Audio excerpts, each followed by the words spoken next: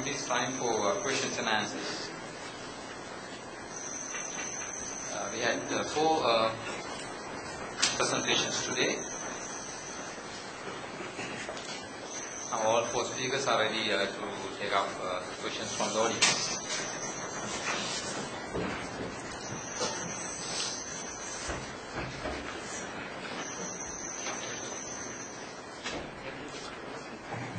Okay, to open up the Q&A session, let me ask the first question from Mr. Ranasinghe, who presented us the hardness characteristics, properties of aluminium alloys. In one of your slides, I show that hardness changes with the temperature, but at some temperatures it is growing, hardness is increasing, and then it comes down, and then it starts increasing again. Can you explain why it is happening like that? Because of the great size. Can speak.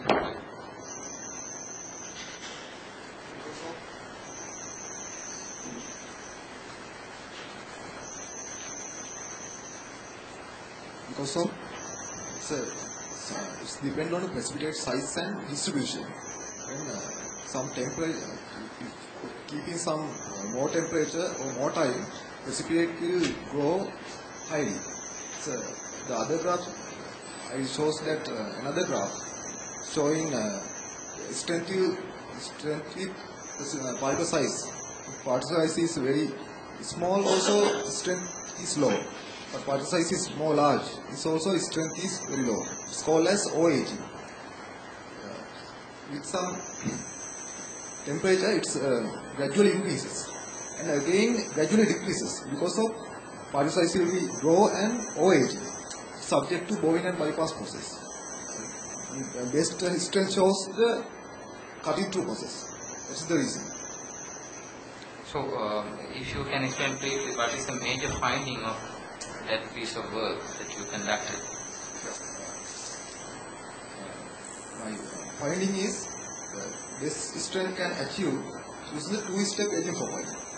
But first step must be higher than second step, because first step growth precipitate already stable, and then second step growth precipitate also survive. In that case, three size of precipitates can achieve. Size distribution is more higher than normal case. Also precipitate size distribution also higher. That's why strength is increased.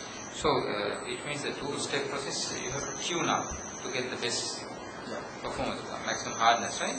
So, is it entirely trial and error process, or is there any analytical approach to tune the two steps? We have done an analysis. The result shows that strength is high. Okay, thank you. Yes. Yes. Actually, in our country, we have not had big progress in value-added power minerals. So I appreciate your research, but my question is, are you doing that in collaboration with industry Lodestar so that the chances of commercialization is high? First of all, I thank you for the comment, but for the time being, no, because this started as an individual research work.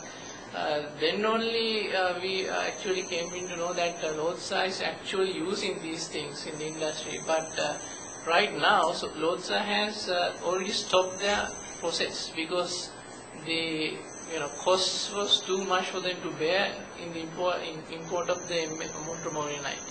So currently they have stopped the process. They are carrying out the usual manufacturing process. Actually, I think there is huge potential because Lodestar is making our flat side with the biggest solid manufacturers. Yes. And we should support all this. Yes, definitely. Like I mentioned, like as a future work, we have to streamline this and we have to make this industrial scale, because this is still at the laboratory scale. This is not suitable to use in the industry. So we have to streamline this, and in such a step, we might consider some collaborative approach. Yes, If I heard correctly, you mentioned that the separation method, NMT and PO9, Yes. is very innovative, first time in the world. I did my research, right, but after the presentation I had a discussion, and there was some previous research done on the same aspect. But in Sri Lankan aspect, I can say this is the first time. Because No, actually, I'm wondering whether this is patentable in that respect. we are actually currently investigating that, and we do want to patent like the separation process, right? So we and Dr. Adhikari are actually looking into the matter at the moment. May I ask a general question from Mr. Surya? Now, wherever we basically build these fishing harbors, it poses enormous amount for dredging. So, why? Is it after a proper study or due to some changes in current patterns? Why we require to, some fishing harbors we require continuous dredging?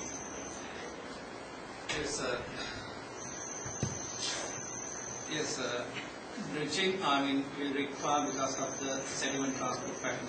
If the sediment transport balance is changed, there can be siltation. This has been observed in many of the, let's say, not all, perhaps not all harbors, but many of the harbors. So there are the idea is the sediment transport process was not fully identified, and even if it's identified, it is very difficult to quantify. In the field of sediment transport, if you can get the order of magnitude right, that is considered as very good.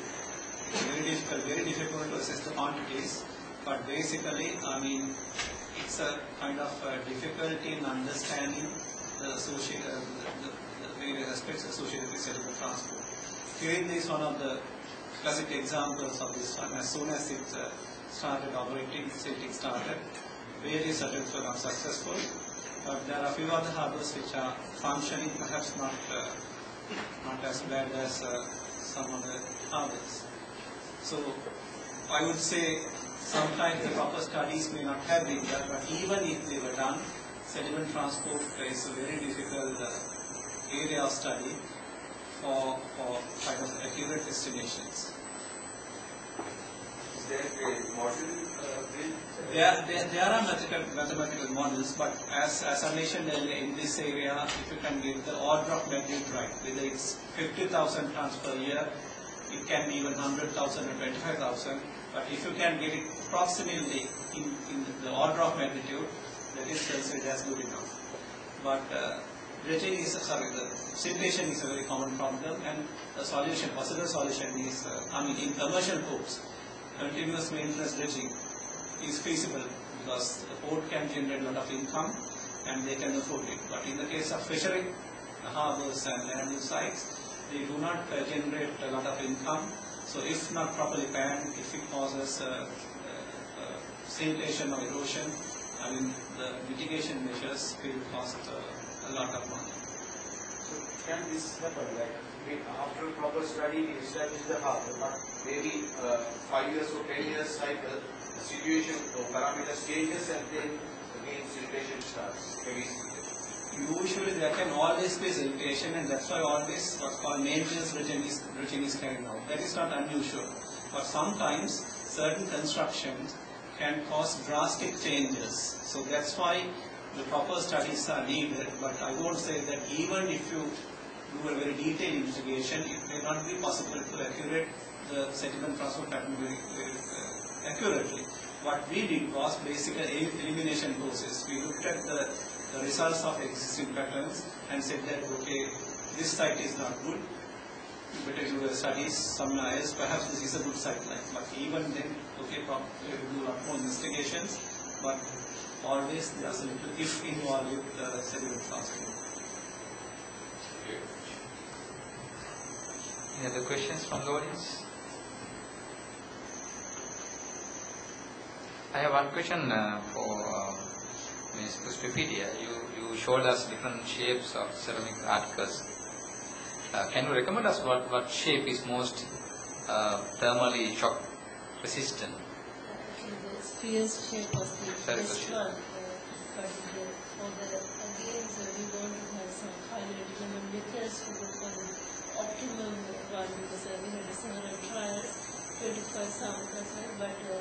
some places where we couldn't identify why this is once we've done trials after 1 or 2 hours heating, the cookware was had some of them were not. So that's why we couldn't find the reason. Therefore, they may not be physical properties, but the other reason also we want to find out.